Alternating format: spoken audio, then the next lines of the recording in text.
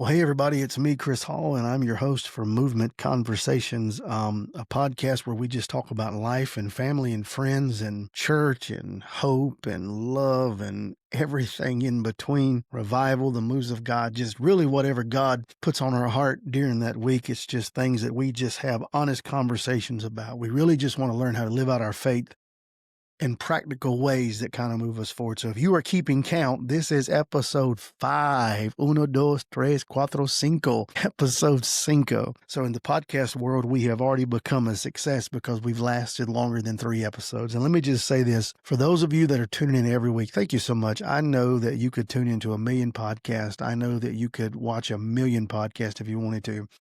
And there's 400,000 plus 400 million. Is it 400 million, 400,000? One of the two of them podcasts in the world today. And the fact that you would take time to listen to mine just means the world to me. And so we do it for you. We do it because we want to help you. We want to help you walk this thing out. We don't know a whole lot, but I think we know a little bit to give you some insight, a little bit of hope, a little bit of knowledge, and a little bit of intrigue and happiness and joy along the way. So today, I'm actually recording 2 podcasts today. I'm going to be on vacation next week. So I've got to schedule one out a week in advance. And so I've got 2 topics I want to talk about today. And the first one I think is a big one. And I thought about bringing people in on this, but I'm just going to tackle it by myself. But I want to talk about something because I've seen this a lot in the church world, pastoring, 21 plus years now, being involved in some aspect of church all of my life. I've never seen a time in my life, a period in my life where I wasn't in church in some form or fashion, growing up in church, serving in church, being involved in church and what have you. But forgive me if I've got a little bit of sinus going on. It's just going around right now. So if you hear some snot, and don't tune out, I promise it's not contagious through podcast. It's not contagious in general, but I'm just saying. But I want to talk about something today that I think is so poignant and so powerful in this moment. It's a big one today, but I want to talk about forgiveness. That word sounds really nice when you're about receiving it, but it's a whole lot harder when it's time to give it. It's so nice when maybe you're on the receiving end of forgiveness, but when you're having to dish it out, when you're having to walk the walk and talk the talk, it's a whole lot harder. I heard this a while back that forgiveness is kind of like Wi-Fi. Everybody wants it and nobody wants to share the password. And when it doesn't work, you feel it. It's like Wi-Fi. Everybody wants it. Nobody wants to share the password. And when it doesn't work, you feel it. And I can say being involved in church for as many years as I have and working with families and homes and individuals and even some organizations sometimes, it is a difficult road to navigate. It is a difficult bridge to cross sometimes just because we feel like forgiveness is our pill that we swallow that makes us sleep better at nighttime. But I use this analogy a lot. But forgiveness is like drinking poison, expecting the other person to die. And that's a tough place to be in. And, the reality is that we need to understand forgiveness because forgiveness matters. And if you're going to start talking about something, I think you have to have the why behind something. In other words, why does forgiveness matter? So let's start here, just so it's not a churchy word. I know sometimes that word forgiveness, we use it a lot in the context of the church. Forgiveness.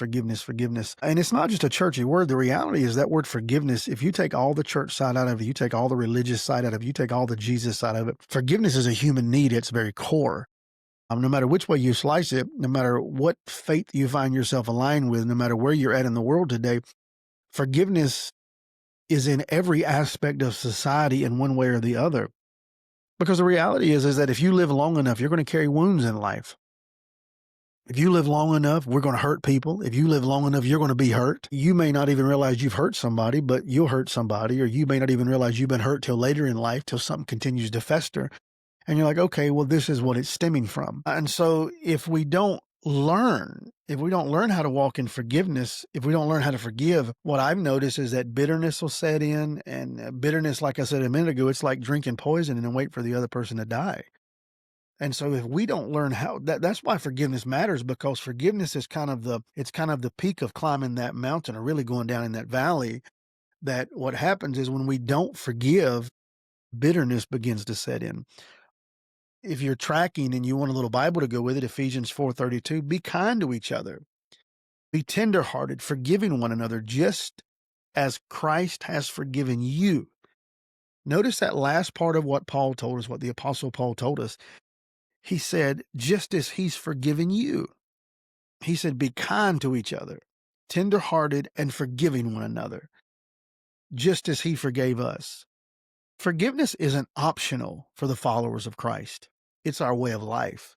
Now, I'll hone into the believers for just a moment, because I've seen believers sometimes that love to hold on to that spirit of unforgiveness, because it is a spirit. It's not just, well, I'm just going to get my point across and I'm not going to talk to them and I'm going to show them how I really am. No, you're just showing your ignorance, and you're showing the fact that you're holding on to something that you need to let go of, because it is ignorance. Ignorance is not knowing the truth. And ignorance is sometimes knowing the truth and not using the truth. And so I decided to hold on to it. I decided to keep it inside of me. But for believers, if you're listening to this and you're a born-again child of God, for believers, it's not optional as a follower of Christ. It's our way of life. We have to walk in forgiveness. It was the motto that Jesus exemplified. It's what he taught. Even on the cross, Father, forgive them, for they know not what they do. Forgive them. He's on the cross. They're killing the man. And he's saying, Father, forgive them. They don't know what they're doing. So for believers, it's not an optional thing. It's not optional. It's something that we must do as followers of Christ. It's something we got to forgive. We have to learn how to walk in that spirit of forgiveness, because the moment we don't, bitterness begins to set in. And when bitterness begins to set in, it's a downward spiral from that moment forward. Everything begins to fall apart. Everything begins to kind of just deteriorate. I've seen families and I've seen homes and I've seen churches and I've seen people that one thing happened 20 years ago and they held on to it. And I've seen people pass it down through generational lines. When I first pastored this church, and I can say this now because they're going on to be with the Lord, or at least I hope they are. They made the comment that when we made the original transition before I came along and they changed the name of this church to, from what it was to what it is now. I met people after I started pastoring here that refused to come back to the church. Had nothing to do with me. They just refused to come back because it wasn't the same as the old church. And I watch them pass that down to their kids. Well, that's why I don't go to church, because, that was mom and daddy's church and that was their church. And I'm like, my gosh, in heaven, it's something crazy. I mean, it meant something to them. And I'm not deflating the fact that it didn't mean nothing to them, because it did. But I watched how it would pass down from generation to generation, and from mama to daddy to kid to son, and so on and so on and so on. And they all used it as a reason not to come to a church that never done nothing to them. They just originally, when they moved from one property to the next, it just kind of trickled like that. And so that's just a simple example, but I've seen people that get locked in the spirit of unforgiveness. And when they do, well, they hurt my mom, or they hurt my daddy, or, that person did us wrong. And, it's just a downward spiral. And so when you talk about the thought of forgiveness, you have to know that forgiveness matters. It matters to God, so it has to matter to us. And so if we understand why forgiveness matters, and I think we have to begin to kind of ask the question, if we're digging deeper in the thought, what forgiveness is not. Because I've seen people that, and I've been here in my own life, and you've probably been here as well, but I've seen people that they think they've walked in forgiveness, but they haven't, because there are things that are not forgiveness. So before we dig deeper, I think there's a few things we have to clear up, some almost misunderstandings and some ideologies about what forgiveness is not. And so forgiveness is not excusing wrong behavior. It doesn't mean what happened was okay. And maybe that's the way I should look at it, what forgiveness is not, because when we talk about forgiveness, we hold on to stuff sometimes. But the other side of the coin is what forgiveness is not. It's not excusing wrong behavior. If somebody did you wrong, they did you wrong. If my daughter messes up and I have to handle the situation, and she asked for forgiveness, she still needs to know what she did and why she did it and why it was wrong. So it doesn't mean what was happened was okay. I go back to the old analogy, people talk about, well, and I know it's a, and I say this very well, I say this very cautionally with very lovingly gloves on. If somebody was raped or molested, well, you got to forgive them. You do have, you have to forgive that person in the context of forgiving them, because you were hurt by them. And so you have to forgive them to release them. But that does not mean you have to trust them or even get to the point that you got to let them back in your life, because I'm not going to forget what it's not going to excuse what you did to me. And I know people will argue that fact. Well, you got to move on. There's some things that you forgive. And that brings to the next one here, that it's not forgetting, because it's impossible unless the Lord just supernaturally took the memory from you. If somebody did you wrong, you're not going to lose that memory when you forgive them. It's there. And that's something you have to walk out and walk with and deal with. And that's okay. Memories are what God gave us. We appreciate the good memories in life, but the bad memories are what are often difficult to us. And so forgiveness is not forgetting it because it's still there. And I know we want to move on, and sometimes we do move on and we move past it, but we move past it with the heart of forgiveness that when I see them, it's not an issue of content in my heart anymore because I know I've truly forgiven them. And that may take time as well. You may have to forgive somebody day after day after day after day until fully God has healed you and you've moved on for it. And forgiveness is not this is where it's not instant trust. If you break into my house and steal something from my house, I can forgive you. But guess what you're not getting? You're not going to get a key to my house. You're not going to get the alarm code to my house, and you may not be welcome back in my house. Doesn't mean that I don't forgive you, but I don't have to give you that access anymore, if that makes sense. Because trust takes time to rebuild. I've seen married couples that go through stuff, and I've seen families that go through stuff, and I've seen individuals that go through stuff. And I've seen both sides of this situation. If we're just talking real, I've seen both sides of people they're connected to tell them, well, you got to trust them again, and you got to give them a chance, and you got to let them back in. I can forgive you, but the trust is going to take time to rebuild. The trust is going to take time to rebuild because that's human nature. That's who we are. Trust takes time to rebuild. Forgiveness is a choice we make. It's a choice we make. I may have forgiven you, and every bit of me's forgiven you, but it doesn't mean that I've got to give you access to me completely yet until the trust is built back up. The problem I have with it is we'll tell people to take time to trust people until, something negative happens. And then we try to tell them, well, that's not the case. No, trust takes time to build up. It takes time to make. So just to recap, is not excusing wrong behavior, or forgiveness is not excusing wrong behavior.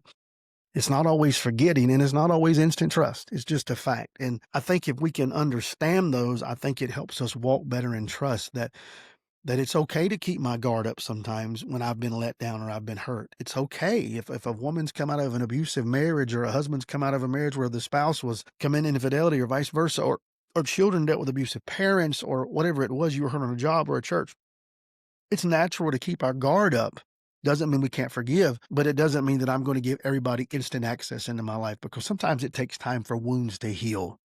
And we have to be okay with that. That's the natural and the human side of us. Sometimes it takes times for those wounds to heal. So that's kind of what forgiveness is not. And I think we have to really grasp a hold of that as well. And there's some things that it's not as well. And some of those are, if you're really walking in forgiveness, eventually you have to get to the point that you let that stuff go.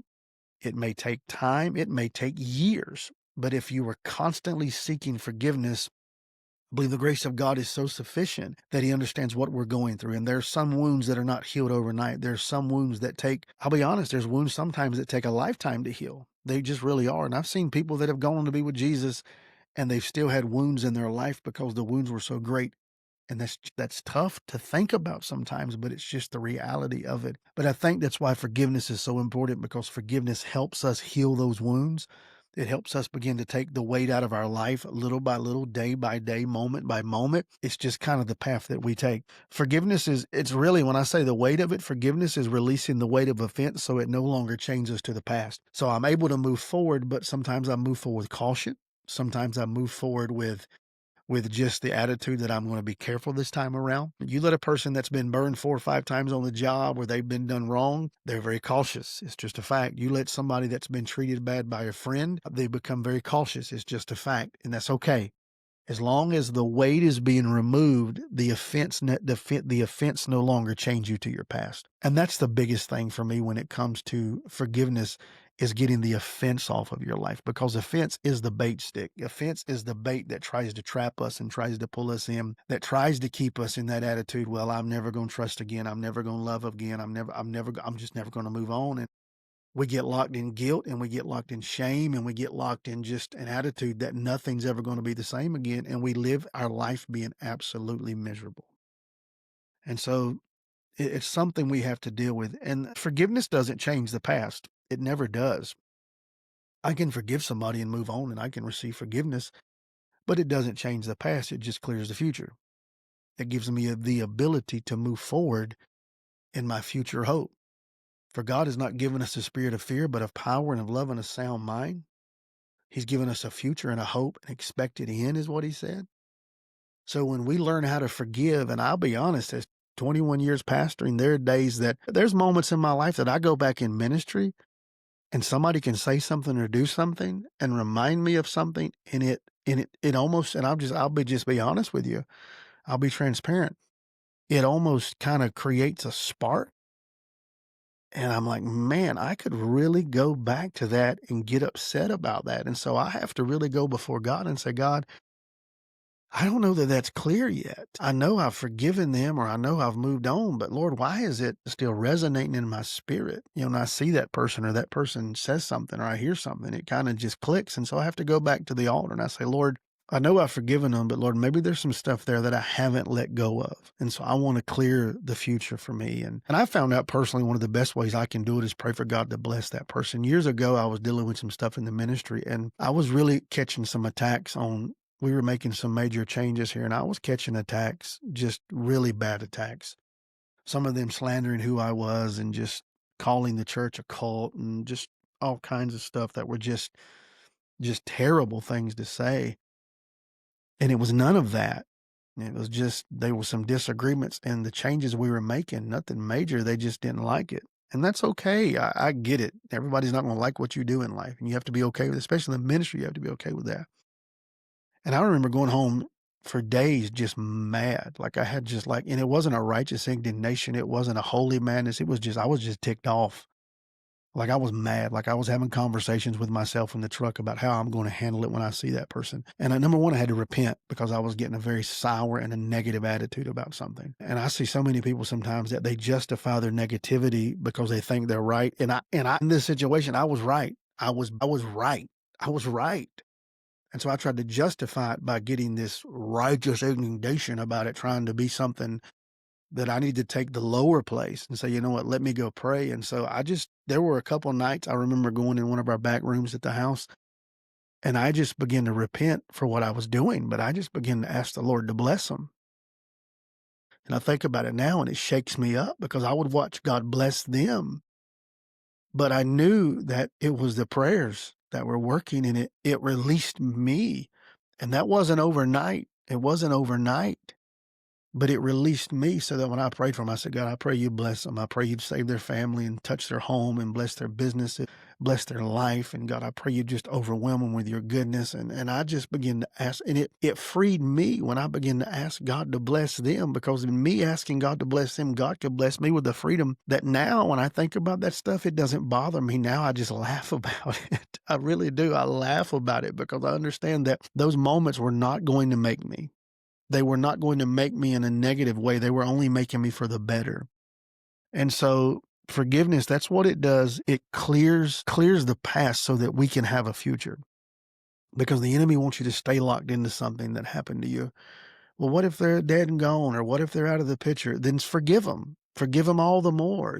Just forgive them. Forgive them for what they've done and just have the attitude of gratitude that you're still standing and that it did not define who you were.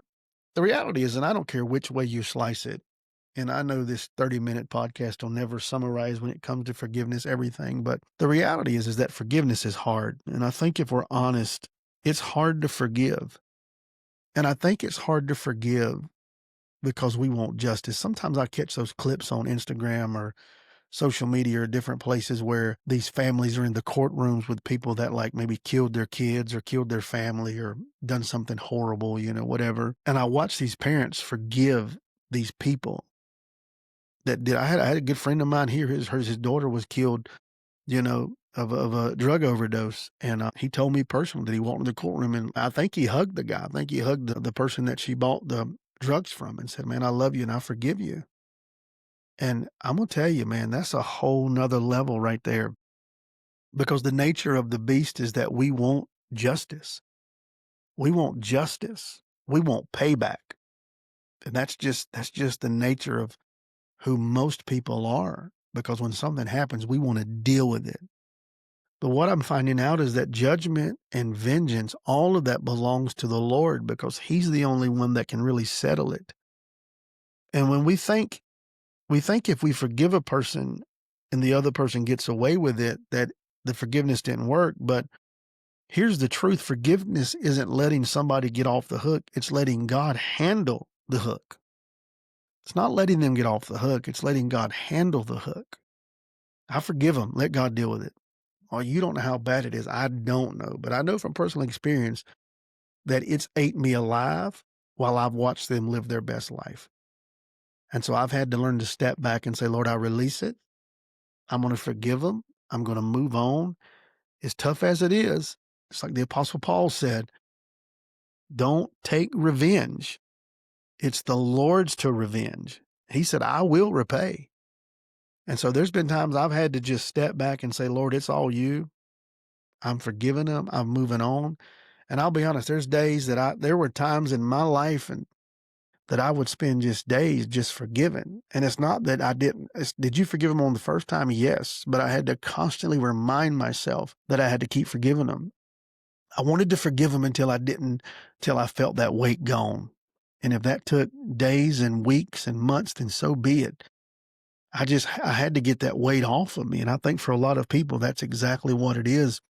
If we really go back in our life and look, we will discover these weights and these little things and these things that we were hurt and done wrong. And because that's really where forgiveness comes into play, because forgiveness is trust. It's saying, God, I'm handing this over to you because you're a better judge than I'll ever be. Think about that. Lord, you got to handle it. Because I told somebody a while back, I said, we talked about this prayer on podcast a few weeks ago, and I was counseling somebody in the middle of some pretty tough situations. And I said, there's one thing they can never stop you from doing, and that's praying. And you can pray for them. You can pray for God to heal them and to touch them and to give them strength and wisdom and ability, and for God just to help you move past it. They can't stop you from praying. They can't stop you from it. And so when we pray, we are saying, God, I'm handing this over to you. You take the reins, Lord.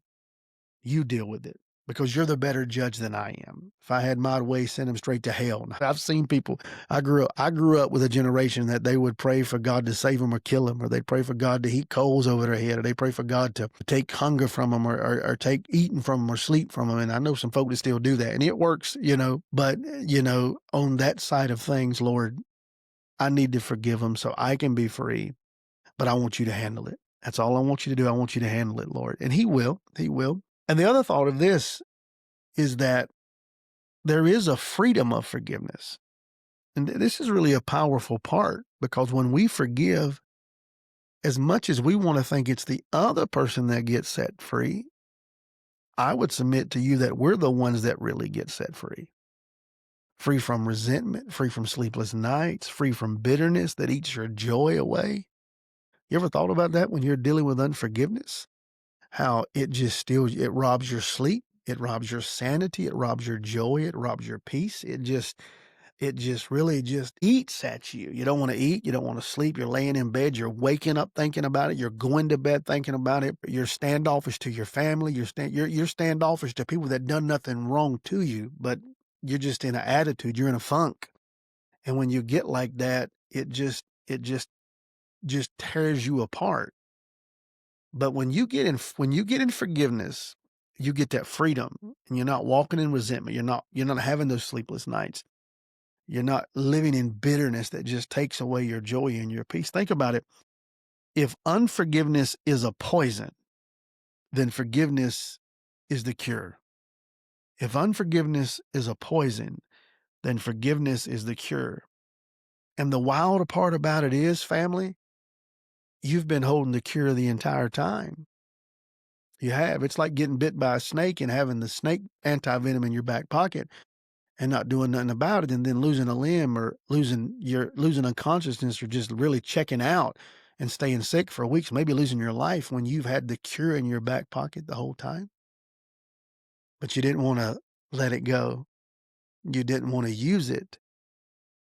Forgiveness doesn't shrink the pain, family, but it stops the pain from shrinking you. That's something good right there. Forgiveness doesn't shrink the pain, but it stops the pain from shrinking you. So you get bigger than what you're going through. You get stronger than what you're going through. You get wiser. You get better. than what you're going through. And it doesn't define you. It doesn't cause you to have sleepless nights and worrisome days and sick days and it's eating away at you. So how do I walk in forgiveness, Chris? How do I walk in that thought of forgiveness? I give you a few. Let me give you a few steps. Number one, you got to acknowledge the pain. Don't minimize it. Be real about it. Be honest and open about it. Confess it. Confess your faults one to another that you may be healed, what the Bible says. So you got to be honest about it. You got to be honest to somebody about it. Be honest to yourself, first of all. Be honest to the Lord about it. And then be honest. Don't minimize it. It's real. It happened. Then you got to pray honestly about it. Tell God how you feel. Tell him. Don't just, he knows, but why wouldn't you tell him? The Bible says you have not because you ask not. Seeking you shall find. Knock and the door will be open to you. You have not because you ask not. Anger, hurt, confusion. Guess what? God can handle it all. He can handle it. He can handle every bit of it. Don't matter how bad it is. Don't matter how big it is. God can handle it. But you got to pray honestly, Lord, I am hurting. I am spent. I am worn out. I am weak. I am frail. I am broken. I need your help. So you acknowledge the pain, you pray honestly about it, then you choose to release. Forgiveness isn't a feeling, it's a decision. Because there's many days I didn't feel like I forgave anybody, but it's a decision I made. It's a decision I made. You got to choose to release them. Then you got to keep forgiving. Said this a while ago, sometimes it's daily.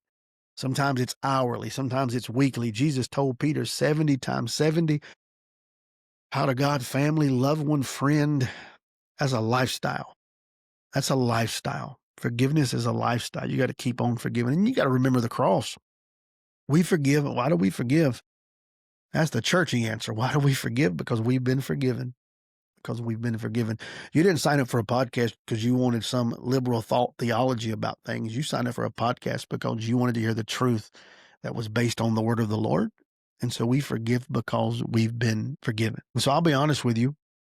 There have been people in my life who've hurt me deeply. 21 years of ministry, you don't go through that much ministry being the lead pastor of a single church for that long and not deal with hurt. I deal with it sometimes on a monthly basis.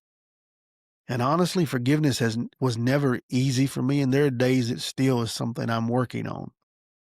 But every time I tried to hold on to anger, I ended up stuck. Couldn't pray, couldn't fast, couldn't get my word, couldn't preach right, couldn't lead right. I just stayed stuck because I chose a moment of unforgiveness. But it's through tears and prayer and the reality of what the risen Savior did for me that I found peace because I just chose to forgive. Doesn't make what they did right, but I chose to forgive. You see, forgiveness doesn't always change them, but it always changes us. It does.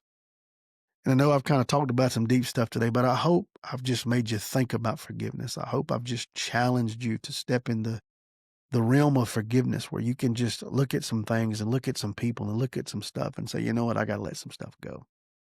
So maybe when you turn this podcast off, you just sit there and just think for a moment, who do I need to just forgive? Maybe you got to make a phone call. Maybe you got to send an email, a text message. Well, what if they're dead and gone? Go to their grave and look at their grave, take some flowers to their grave and say, you know what, you hurt me badly, but I forgive you. I release you. Well, you're talking to the dead. You're not talking to the dead. You're talking to the spirit behind it. You're talking to yourself. You're having to let it go. And sometimes that's what it takes. Sometimes that's what it takes. It's not strange. It's not weird. It's just the reality of the gospel that we have to forgive because we've been forgiven. So let me leave you with this. Who do you need to forgive today? Maybe it's a parent, a friend, a coworker, or maybe it's yourself. Sometimes self is the hardest person to forgive because we have to look in the mirror every day. And sometimes we feel disappointed with self, and sometimes we feel like we're in condemnation with self. But I think you have to learn to forgive yourself as well. Think about it. Forgiveness is the bridge that God built to reach us.